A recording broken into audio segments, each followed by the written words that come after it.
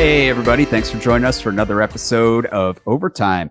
So once again, today, I am joined by Rich Pierle, and we are going to dig deep into understanding how to get ROI out of your digital transformation. So without much further ado, I'm going to welcome Rich back onto the show. Rich, how are you? Good. I'm good, Scott. How about yourself? Doing well. So as we had discussed on a few episodes before this, we've talked about defining digital transformation, some roadblocks, where to even start. Let's talk about the elephant in the room. How do we get ROI?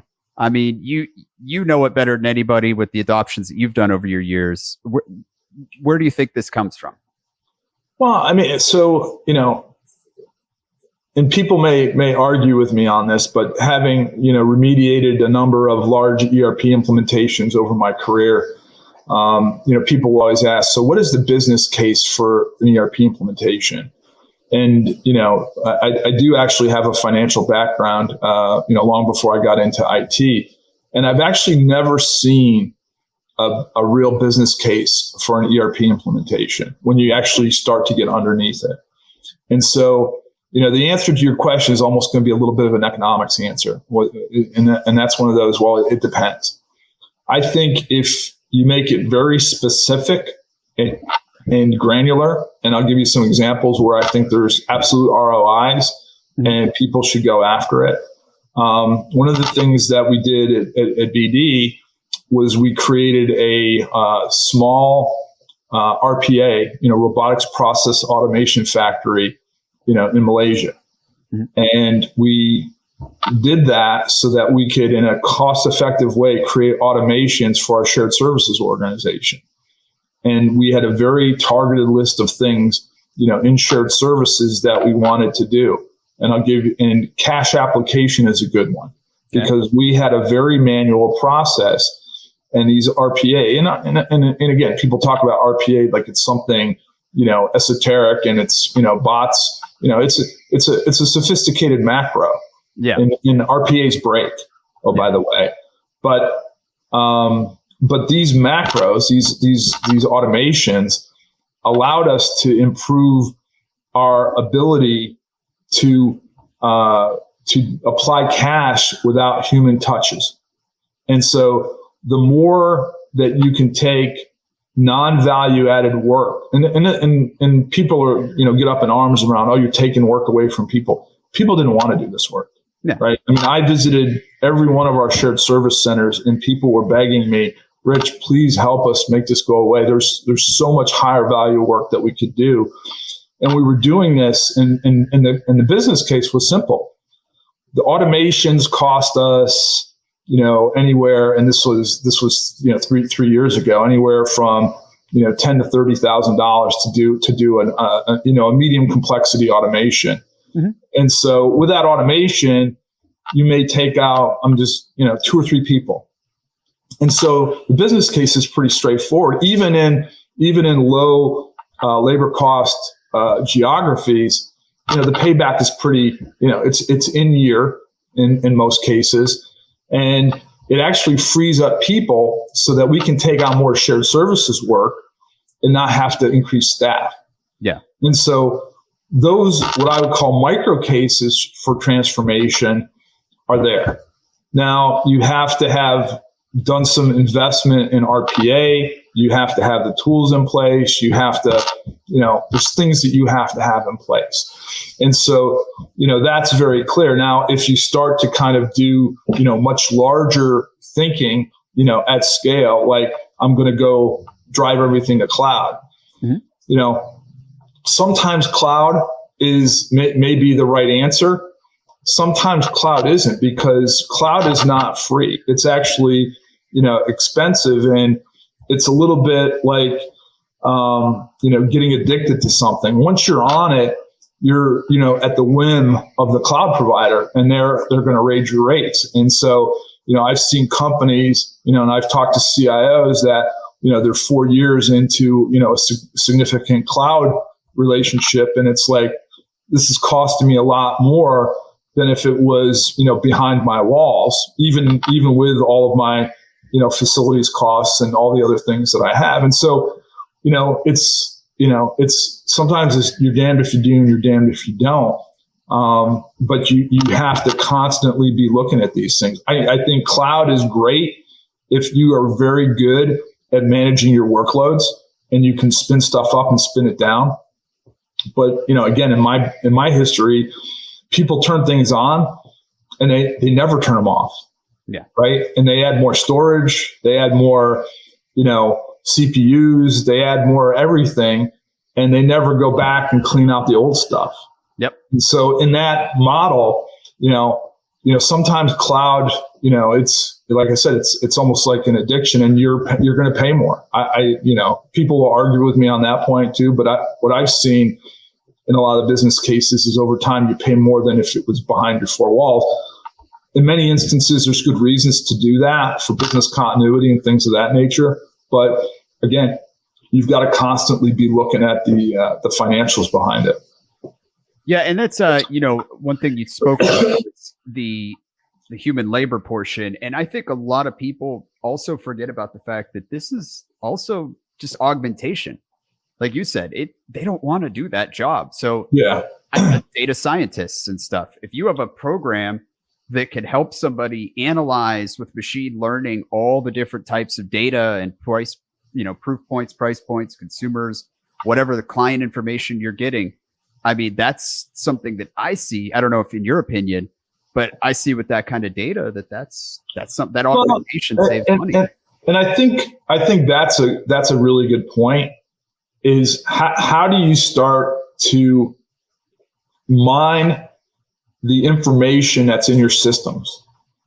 Because everybody's focused on taking cost out, but there's a huge amount of opportunity to actually use your management information to drive revenue.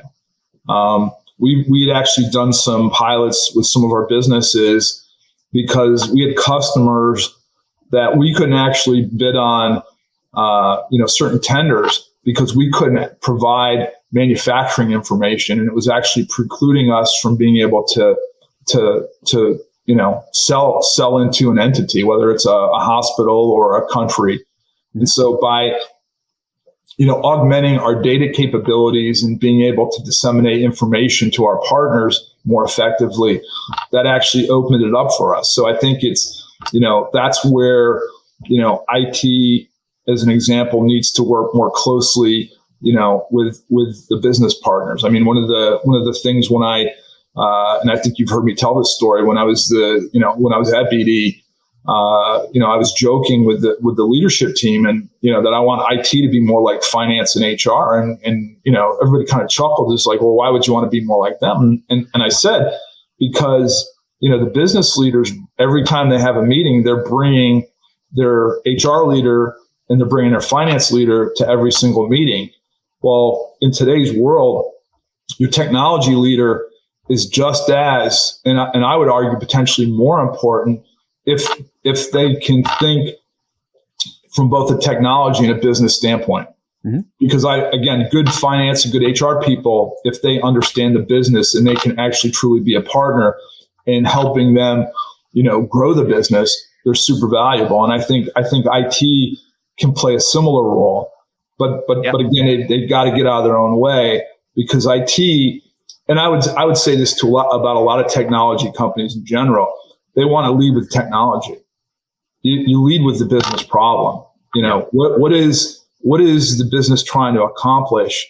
Nobody cares that it can spin 20 times faster or whatever they're selling. It's like, how does it get me from A to B and either help me improve the customer experience, improve my employee experience, improve revenue, reduce cost? It's really simple things, but being able to kind of, expose that in a kind of a simple and meaningful way. And that's hard to do, right? Yeah. Because, technology people, and I had a boss and he would smile if he'd heard this, there's two types of people in the world.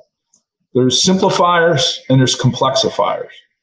And a lot of times technology people are in that complexifiers bucket. And when you're talking to a business leader, when they stop making eye contact with you, that you've lost them. Yeah. And so how do you make sure that you're concise and what you're talking about is germane, and that's not overly convoluted with technology. And just because you're really smart doesn't mean that anybody else cares about, the processor power. Because I would get in conversations with business leaders, and I'm like, what's important to you? And what's important to them, regardless of what we're trying to do from an IT standpoint, that's what should be important to me. Yeah. And it's interesting you say that kind of dynamic, because I look at this and I think, why, from a technology side, it's always selling into that specific buyer. Like if it's an IT solution or telecoms, there's always a specific person. Is it companies like, if a supply chain officer is trying to do things with their data, did you see that at BD where it was kind of a combination of the two? You guys work together to find that solution, or do you think that that's something companies are missing, that kind of partnership into? I think it depends on the relationships inside the company. I mean, I had leaders I had good relationships with that they would come to me for help, and I had ones that my relationship wasn't as good, and they may go to it on their own. A lot of times the ones, where they probably wouldn't go to anybody for a technology solution because they weren't necessarily believers in technology regardless, right? Or at least, quote unquote back office technology. Because you got to remember, in life sciences, you've got, CIO who's responsible for the back offices, but then you've got, R&D leaders that are actually responsible for what I would call the front office technology, anything to do with diagnostic equipment or anything that really drove the business. And so, that was, one of the differentiators for us. And most of the time we worked pretty good with the R&D folks because, that we were just trying to help them and make sure that we weren't, duplicating any efforts. And a lot of the challenges with R&D were really, information security related and protecting intellectual property. So, but again, I think there's plenty of space for everybody to coexist, regardless of the situation. Yeah, it's interesting to hear that, because, you think at a company, it's like you have this one relationship, but there's so many people behind a solution that's going to you, and you're making that decision that it affects. I mean, you've done such a good job of teaching me this today that, like, it's more than just that one person you're talking to. This affects many people on multiple levels to kind of come into something like this. Sure. Yeah. I mean, it's all about, understanding kind of the size of the company and who are the decision makers and how decisions get made. I was talking with somebody the other day about, we're talking with this person at this level in this company, and I'm like, well, I know that company, and that person has no budget. They're not in a position to make that decision. It's held at, 2 levels higher, and you're wasting your time. And I don't think enough people really understand that, and how they work with companies. It's a simple rule. Everybody in sales knows it, but not everybody in sales follows it. You sell to where the power and the decision authority and the budget is. Yeah. Otherwise, you're just spinning your wheels. And I think that's the hard part. In today's world, is finding those people that actually are decision makers, and who are willing to invest. And that's the goal that I think people are searching for. Whether you're a consultancy, a software partner, an outsourcer. And I think there are a lot of business, opportunities out there. It's just getting the right people talking and aligned, so that you can get after those challenges. Yeah. With like supply chain officers, I know specifically that there's just due to allocation, inventory management, everything, there's such a minute area for error that doing these types of adoptions, I mean, in your sense, in your experience with, I would consider BD a CPG company, how to mitigate that risk, and, even what you're doing now, like how you're helping, I don't know specifically every one of your customers, but how you're helping companies and what industry leaders could do to mitigate those types of risks. I mean, I think it's, when you say risk, give me a little bit more specific. I mean, like just missteps. I know things that you've learned from experiences working with vendors, implementation, getting everything up and running from what was promised to what is actually there, the actual ROI, different things, how you help people and things you've seen people miss. Yeah, I think it's, probably the first thing is really trying to over-engineer a solution. I've worked for companies that, spend a lot of money on really complex solutions, and it becomes, the proverbial Rube Goldberg machine where it's like, you've got so many pieces to it and so many possible places to break it. And so, how do you break it down? How do you simplify it? And how do you, fail fast and get to a workable solution, as quickly as practical. And I'm avoiding trying to use Agile on purpose because I think Agile has got a place. I think Waterfall's got a place. I think what I've seen work is almost a hybrid approach of where you're doing, some of the better aspects of both. Because a lot of the bigger, implementations don't necessarily work totally in an Agile way. And waterfall is too slow. And so how do you get speed and quality, right? And get, integrated systems testing, as you need, depending on what you're doing, and advance the business, because you do need to go a lot faster today. But again, you can't put a solution in that's going to bring the organization down either. So it's always that balance. And I think part of it's focus as well. You can't have 25 different programs running. I mean, that's a good way. And nobody likes to say no, especially if there's budget. But some of these things are like, really, why are you doing that? Yep. So you're talking about more like unification instead of 15 disparate terms or terms. Well, I mean, it could be anything, right? I mean, everybody's got their flavor of the day and everybody needs technology, but, if you got 25 priorities, you really don't have any priorities as an organization. Yeah. And a lot of these, IT shops have got, lots of work that they're doing. And it's like, some of it is like, you look at it and it's like, why are you doing that? Yeah. Well, I want to thank you for coming on this episode and make sure everybody to hit that subscribe button. But Rich, before we go, I want to give you a little time I know we haven't done it in the episodes. Tell us a little bit more about Pier Digital and how you're helping people do this, and any ways to get in contact with you on LinkedIn or Twitter or anything you got coming up. Yeah, so we actually just put a new info packet out. So I gave that to you, and people can get you there. But my email is richard.pierle, Pierle at peerdigital.com. And, I'd welcome the opportunity to talk to any organization or individual that's going through, these types of changes.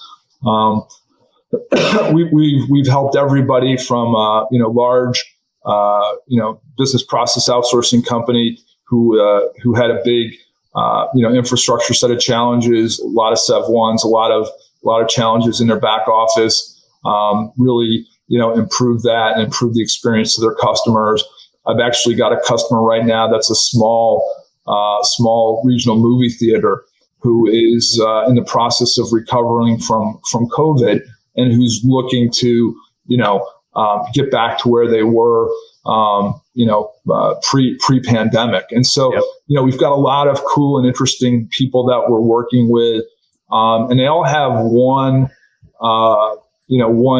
thing in common is they've got a big problem and they need somebody who is with them, who's supporting them and making sure that they know that they're not crazy in what they're trying to do, who can actually apply some horsepower to their organization to get things done as a success accelerator. And, all of these are transformational. They may not necessarily be technology transformations, but they're definitely always, organizational transformations. And for me, it's a lot of fun working with these organizations, and hopefully we can get a couple of folks who might have similar challenges and would love to be able to talk to you. Definitely. All right. Well, And I'll make sure to put all everybody watching. There will be links below to follow Rich and his LinkedIn. And once again, everybody, thanks for joining. And Rich, as always, it's a pleasure. Thank you, Scott. Thanks.